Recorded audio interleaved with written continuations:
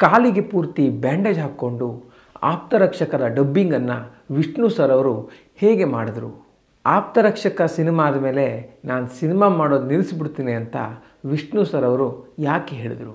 ಆಪ್ತಮಿತ್ರ part 3ಯ ಕಥೆಯನ್ನು ಕೇಳಿದಾಗ Vishnu sir ಅವರ ರಿಯಾಕ್ಷನ್ ಹೇಗಿತ್ತು? ಈ ಎಲ್ಲ ವಿಷಯಗಳನ್ನು ತಿಳಿದುಕೊಳ್ಳೋಣ ಇವತ್ತಿನ ದಂತಕಥೆಯಲ್ಲಿ.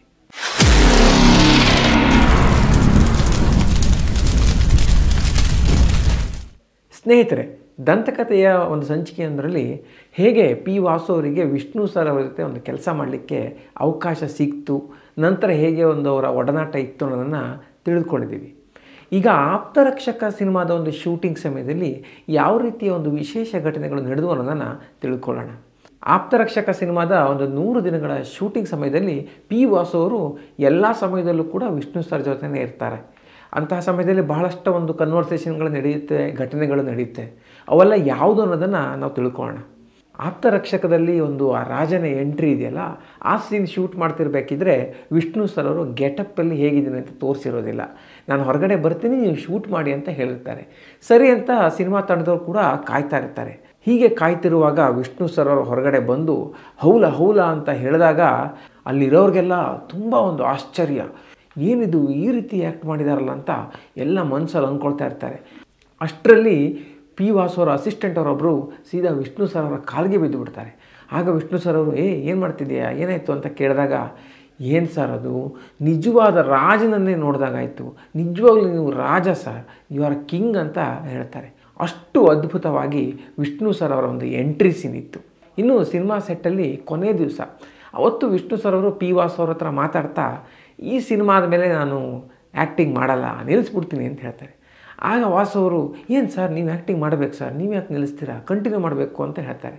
ಆಗ ವಿಷ್ಣು ಸರ್ ಅವರು, ಇದಕ್ಕಿಂತ ಚೆನ್ನಾಗಿರೋ ಕತೆ ಹೇಳೋಕ್ಕಾಗತ್ತಾ, ಸಾಕು, ಇನ್ನೂ ಚೆನ್ನಾಗಿರೋ ಸಿನಿಮಾ ಮಾಡೋಕ್ಕಾಗುತ್ತಾ ಅಂತ ಹೇಳ್ತಾರೆ. ಆಗ ಪಿ ವಾಸು ಅವರು, ಸರ್ ಆಪ್ತಮಿತ್ರ 3 ಮಾಡೋಣ, ನಂತರ ಕತೆ ರೆಡಿ ಇದೆ ಅಂತ ಹೇಳ್ತಾರೆ. ವಿಷ್ಣು ಸರ್ ಅವರು, ಹಾಗಾದರೆ ಹೇಳು ಅಂತ ಹೇಳ್ತಾರೆ. ಈ ಆಪ್ತರಕ್ಷಕ ಸಿನಿಮಾದಲ್ಲಿ ಒಂದು ಕೊನೆಯ ಸೀನ್ನಲ್ಲಿ ಹೇಗೆ ವಿಷ್ಣು ಸರ್ ಅವರ ಒಂದು ಕ್ಯಾರೆಕ್ಟರ್ ಹತ್ರ ನಿಮಗೆ ಮದುವೆ ಆಗಿಲ್ವಾ ಅಂತ ಏನೊಂದು ಡೈಲಾಗ್ ಬರುತ್ತೆ. ಆಗ ಅಮೇರಿಕದಿಂದ ಅವರಿಗೊಂದು ಫೋನ್ ಬರುತ್ತೆ, ನಿಮ್ಮೊಂದು ಗಂಡು ಮಗು ಆಗಿದೆ ಅಂತ. ವಿಷ್ಣು ಸರ್ ಅವರು ಅಲ್ಲಿರೋರ ಹತ್ರ ಎಲ್ಲ ನೋಡಿ ಗಂಡು ಮಗು ಆಗಿದೆ ಅಂತ ಹೇಳ್ಕೊಳ್ತಾರೆ. ಅದಾದ ನಂತರ ಕ್ಯಾಮ್ರಾ ಸೀದಾ ಒಂದು ತಾಯಿಯ ಮೂಲಕ ಮಗುವಿನ ಹತ್ರ ಒಂದು ಜೂಮ್ ಆಗುತ್ತೆ. ಆ ಸಮಯದಲ್ಲಿ ಆ ಮಗು ಹೌಲ ಹೌಲ ಅಂತ ಹೇಳುತ್ತೆ. ಅಂದರೆ ನಾಗವಲ್ಲಿ ಈ ಮಗುವಿನ ಮೇಲೆ ಬಂದಿದೆ ಅಂತ. ನಾನಾ ನೋಡೋಣ ಅಂತ ಸೀದಾ ವಿಷ್ಣು ಸರ್ ಅವರ ಒಂದು ಕ್ಯಾರೆಕ್ಟರ್ ಇದೆಯಲ್ಲ, ಅದರ ಮಗುವಿನ ಮೇಲೆ ಈ ನಾಗವಲ್ಲಿ ಆವರಿಸ್ಕೊಂಡಿರುತ್ತೆ. ಇದು ಆಪ್ತಮಿತ್ರ 3ಯ ಒಂದು ಕಥೆಯ ಎಳೆ ಆಗಿರುತ್ತೆ. ವಿಷ್ಣು ಸರ್ ಅವರು ಈ ಕಥೆಯನ್ನು ಕೇಳಿದ ಮೇಲೆ ಆಪ್ತರಕ್ಷಕ ಹೇಗೆ ಬರುತ್ತೆ ಅಂತ ನೋಡ್ತೀನಿ, ಚೆನ್ನಾಗಿ ಬಂದರೆ 3ನೇ ಪಾರ್ಟ್ ಮಾಡೋದ್ರ ಬಗ್ಗೆ ವಿಚಾರ ಮಾಡೋಣ ಅಂತ ಹೇಳ್ತಾರೆ. ಆದರೆ ದುರದೃಷ್ಟವಶಾತ್ ನಮಗೆ ಈ ಭಾಗ್ಯ ಸಿಕ್ಕಿಲ್ಲ. ಇನ್ನು ಆಪ್ತರಕ್ಷಕದ ಒಂದು ಡಬ್ಬಿಂಗ್ ಸಮಯದಲ್ಲಿ ನಡೆದಂತಹ ವಿಶೇಷ ಘಟನೆಯನ್ನು ತಿಳ್ಕೊಳ್ಳೋಣ. ಆಪ್ತರಕ್ಷಕ ಸಿನಿಮಾಗೆ ಡಬ್ಬಿಂಗ್ ಮಾಡಬೇಕು, ನೀವು ಬರಬೇಕು ಅಂತ ಪಿ ವಾಸು ಅವರು ವಿಷ್ಣು ಸರ್ಗೆ ಫೋನ್ ಮಾಡ್ತಾರೆ.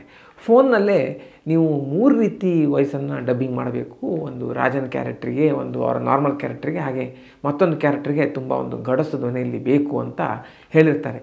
ವಿಷ್ಣು ಸರ್ ಅವರು ಅಷ್ಟು ದೊಡ್ಡ ಹೀರೋ ಆದರೂ ಕೂಡ ಅವರು ಯಾವ ರೀತಿ ಒಂದು ಕೆಲಸದ ಬಗ್ಗೆ ಶ್ರದ್ಧೆ ವಹಿಸ್ತಿದ್ರು ನೋಡಿ. ಈ ಎಲ್ಲ ಒಂದು ಕನ್ವರ್ಸೇಷನ್ನ ಅವರು ರೆಕಾರ್ಡ್ ಮಾಡ್ಕೊಳ್ತಿದ್ರಂತೆ, ಯಾವ ರೀತಿ ಬೇಕು ಅಂತ ಅವರು ರೆಡಿ ಆಗಲಿಕ್ಕೆ ಈ ಒಂದು ಡೀಟೇಲ್ಸ್ಗಳು ಬೇಕಾಗುತ್ತವೆ ಅಂತ. ಅಷ್ಟು ಶ್ರದ್ಧೆಯಿಂದ ಅವರು ಕೆಲಸ ಮಾಡ್ತಿದ್ರು. ಇದಾದ ಮೇಲೆ ಡಬ್ಬಿಂಗ್ಗೆ ಪಿ ವಾಸು ಅವ್ರಿಗೆ ಹೋಗೋಕ್ಕಾಗಿರಲ್ಲ.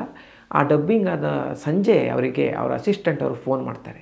ಫೋನ್ ಮಾಡ್ತಾ ಕಣ್ಣೀರಿಟ್ಬಿಡ್ತಾರೆ. ಯಾಕೆಂದರೆ ವಿಷ್ಣು ಸರ್ ಅವರು ಒಂದು ಕಾಲಿಗೆ ತುಂಬ ಬ್ಯಾಂಡೇಜ್ ಹಾಕ್ಕೊಂಡು ಒಂದು ಸ್ಟೂಲ್ ಸಹಾಯದಿಂದ ಕೂತ್ಕೊಂಡು ಡಬ್ಬಿಂಗ್ ಮಾಡಿರ್ತಾರೆ. ಅದರಲ್ಲೂ ಕೊನೆಯಲ್ಲಿ ಒಂದು ಪಾತ್ರ ಬರುತ್ತಲ್ಲ, ಅದರದ್ದೊಂದು ಡಬ್ಬಿಂಗ್ಗೆ ಅವರು ಕುತ್ತಿಗೆ ಕರ್ಚೀಪ್ ಕಟ್ಕೊಂಡು ಈ ರೀತಿ ಹೀಗೆ ಕುದ್ದುಕೊಂಡು ಒಂದು ಸೌಂಡನ್ನು ತಂದಿರ್ತಾರೆ. ಈ ರೀತಿಯ ಒಂದು ಪ್ರಯತ್ನವನ್ನು ನೋಡಿ ಪಿ ವಾಸು ಅವರ ಒಂದು ಅಸಿಸ್ಟೆಂಟ್ ಡೈರೆಕ್ಟರ್ಗೆ ಕಣ್ಣೀರು ಬಂದಿರುತ್ತೆ.